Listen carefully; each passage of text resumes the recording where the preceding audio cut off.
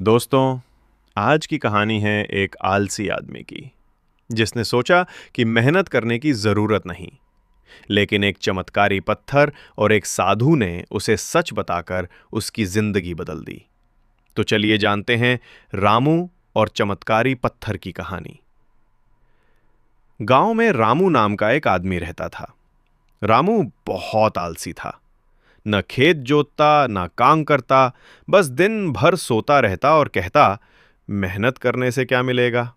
जिंदगी तो आराम से जीनी चाहिए। गांव वाले उसे निकम्मा कहते थे, लेकिन रामू को फर्क ही नहीं पड़ता था। एक बार गांव में अकाल पड़ा। सबने मेहनत करके पहले से अनाज जमा कर लिया था, लेकिन रामू के पास कुछ भी नहीं था। भूखा प्यासा भटकते हुए वो जंगल पहुंचा। वहां उसकी मुलाकात एक साधु से हुई। रामू बोला, महाराज, मुझे कुछ ऐसा दे दीजिए कि बिना मेहनत किए ही सब कुछ मिल जाए। साधु मुस्कुराए और बोले, ठीक है, ये चमत्कारी पत्थर ले जा। अगर तू इसे हाथ में लेकर कुछ भी मांगेगा तो तुझे मिल जाएगा, लेकिन याद रख, ये पत्थर उसी के लिए काम करता है जो मेहनत करना चाहता है। रामू खुशी खुशी पत्थर लेकर घर लौट आया। रामू ने पत्थर उठाकर कहा, मुझे खाना चाहिए। तुरंत खाना आ गया। मुझे नए कपड़े चाहिए। कपड़े आ गए। अब रामू और भी आलसी हो गया। दिन भर सोता और सिर्फ पत्थर से मांगता रहता। धीरे धीरे उसकी आदत इतनी बिगड़ गई कि उसने चलना फिरना तक छोड़ दिया।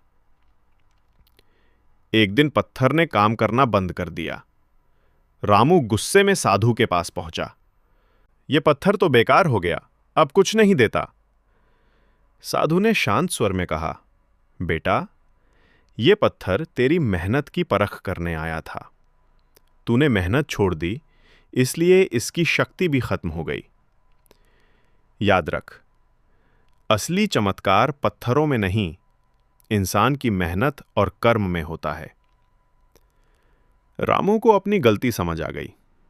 उसने पत्थर को एक तरफ रख दिया और खुद मेहनत करना शुरू कर दिया। धीरे धीरे उसका खेत हरा भरा हो गया और वो गांव का सम्मानित व्यक्ति बन गया। दोस्तों, आलस्य सबसे बड़ी गरीबी है। असली चमत्कार किसी पत्थर या चीज में नहीं, बल्कि इंसान की मेहनत में छिपा है।